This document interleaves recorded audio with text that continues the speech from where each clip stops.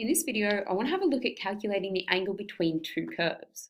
So a little while ago, we had a look at calculating the angle between two straight lines, and we had this formula here. So if we wanted to find the acute angle between those two straight lines, and we called that angle alpha, then we'd know that tan alpha is equal to the absolute value of m1 minus m2 over 1 plus m1 m2, and m1 and m2 were the gradients of our two straight lines.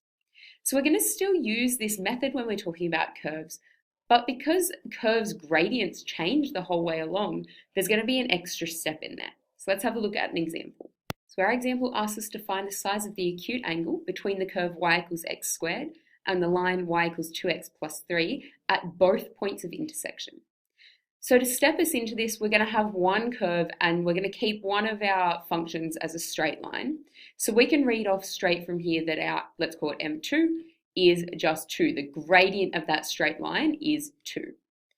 But the problem with our curve is that it depends where we're looking on that curve, what the gradient's going to be at that point.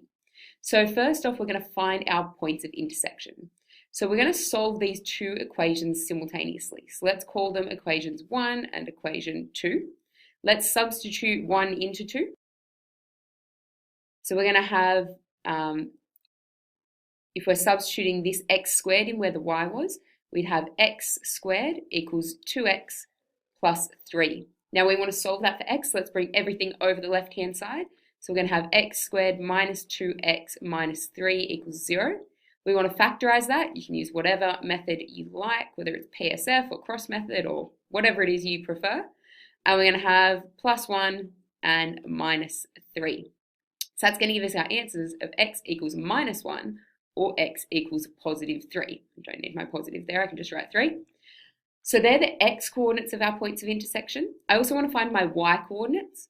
So to find the y coordinates that relate to those x ones, we're going to substitute these x values back into either of those initial equations. Doesn't matter which one, you're going to get the same answer. So let's just pop it in here. Minus 1 squared would just give us 1, and 3 squared would give us 9. So that means our points of intersection are minus 1, 1, and 3, 9. Now to find the angles between our curves at those points, we need to know the gradient of this curve at that point. So to do that, we're going to find the gradient of the tangent at that point, which means we're going to have to differentiate. So if we've got y equals x squared, we know that y dash is going to equal 2x. So we can then substitute in our values. So at x equals minus 1, y dash is going to be 2 times minus 1, so minus 2. And at x equals 3, our y dash, our derivative, the gradient of the tangent, is going to be 2 times 3, which would give us 6. So this is our, let's change pen color, this is our m1 at this point, and this is our m1 at x equals 3. So we've got two different things we're going to find, two different angles. So we're going to have to use this formula twice now. I'm going to get rid of this, oh no, I won't.